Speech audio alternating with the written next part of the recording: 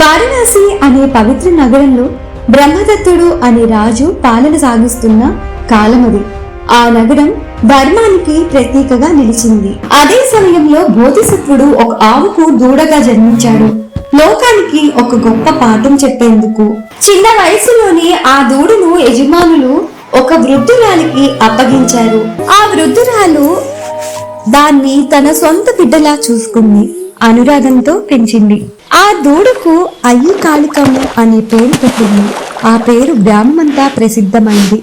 ఆ దూడ అందరికీ ప్రియమైనదిగా మారింది.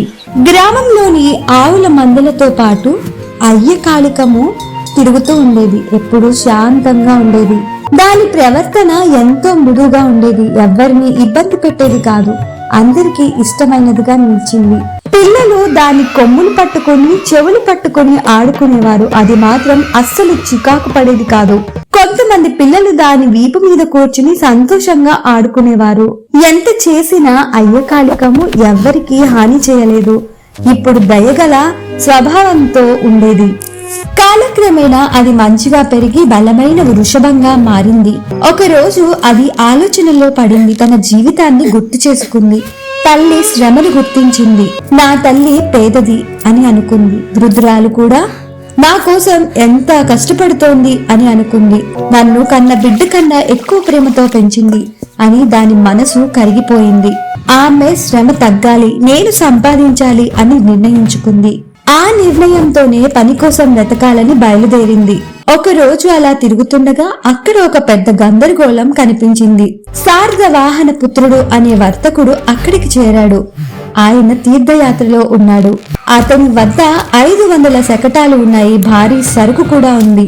ప్రతి బండికి 2 ఎడ్లను కట్టించాడు, కానీ అవి నదిని దాటలేకపోతున్నాయి. ఎంత ప్రయత్నించినా బండ్లు ముందుకు కదలలేదు. దానితో వర్తకుడు ఆందోళన పడ్డాడు. ఆ వర్తకుడుకు ఎడ్లని శక్తి అంచనా వేసే ప్రత్యేక నైపుణ్యం ఉంది. అతను గ్రామంలోని పశువుల మందను గమనించాడు. అతని చూపు అయ్య కాళికము మీద పడింది. వెంటనే ఆశ కలిగింది. ఇది చేయగలదు, ఇది ప్రత్యేకమైనది అని అతను అనుకున్నాడు.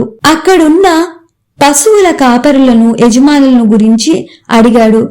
వారి సమాధానం ఇలా విన్నాడు: దీని యజమానులు ఇక్కడ లేరు, పని చేయించుకోండి అన్నారు కాపరులు.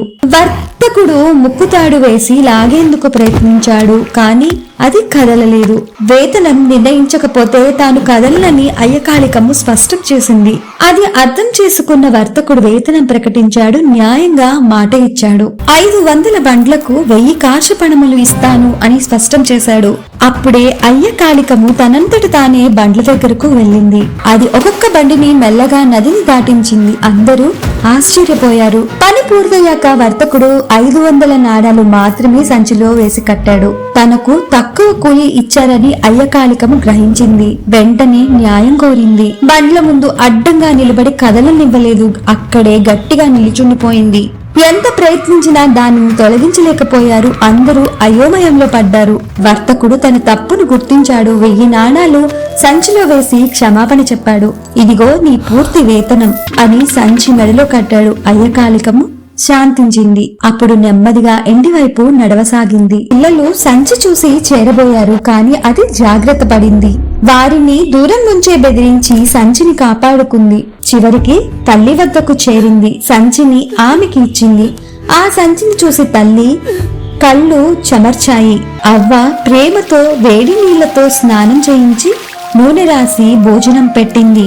జాతక కథ సారం: భావాల భారం ఎంత ఎక్కువైనా విముక్తి కోసం శ్రమ తప్పదు. Hi everyone, welcome to original morals. I'm Nandini, video editor. Welcome to జాతక కథలు సిరీస్. జాతక కథలు అంటే బుద్ధుని పూర్వజన్మల కథలు, మన జీవితానికి దారి చూపే విలువలు మరియు నీతులు చెప్పే స్టోరీస్. ఒరిజినల్ మోరల్స్ ఛానల్ కి అందరికీ స్వాగతం. నా పేరు వసంత.